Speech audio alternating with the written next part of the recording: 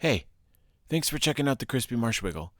Every Friday, we release a new mini essay with thoughts on everyday life and wonder in the world God has made. If you would like to see these words in front of you and read them for yourself, you can visit my Substack and subscribe for free. And now, please silence your cell phones. Today's essay is about to begin. A eulogy for plastic shopping bags and an appeal to the state of Colorado's better feelings. Grocery shopping is a little bit depressing nowadays. What once was a delightful spree is now tedious and bland. What is the catalyst of this change? How can this apply to stores from King Soopers to Trader Joe's to Sprouts across the state of Colorado? The answer is simple. We have no plastic bags anymore. This also applies to other kinds of stores, but grocery stores are the worst offenders, so we will confine our discussion to them. I used to hear the wonderful swish of plastic bags throughout the self-checkout stations. It provided a soundtrack for the grocery experience. The bags also supplied a motivation to place the items as efficiently as possible. Who among us has not had the rush of arranging their items in just the right bags? Some do it by category to ensure easier stocking at home, while others opt to organize by weight to balance each bag perfectly. One could even have the thrill of double bagging an item that was particularly weighty, beginning a risky adventure that would end only when the item is safe on the kitchen counter. Nothing was guaranteed. A jug of milk could be lost forever in the parking lot if a bag failed. A pack of sodas could be armed like warheads after coming crashing through the bag. This gripping roll of the dice happened every time you left the store. Now, those days are over. I just take them all in my cart. The excitement is dead. I can hear some objecting that I should just bring some bags from home. Bring some bags from home? This is not a potluck. Why am I asked to bring something to the table? This violates the social contract between shoppers and stores that has existed for hundreds of years. Okay, the plastic shopping bag wasn't invented until 1959, but you get the idea.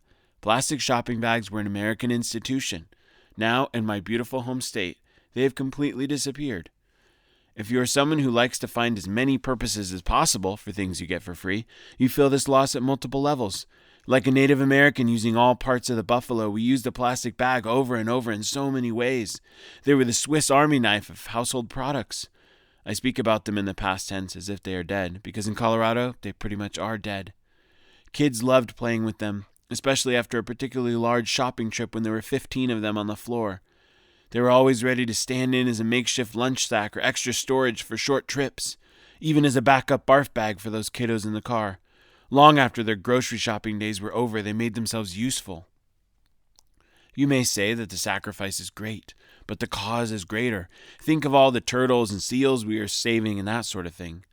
That sounds great on paper, or some reusable material you can write on. But Colorado doesn't have turtles or seals. Shouldn't the coastal states be the ones to take care of this, since they get the benefit of seeing these marvelous creatures? If we must go without the bags, can we at least get a progress report of how many seals and turtles have been saved? Will there be a delegation of them coming to Colorado to meet the heroes who went to great pains to keep them safe? I don't think any of those things are coming.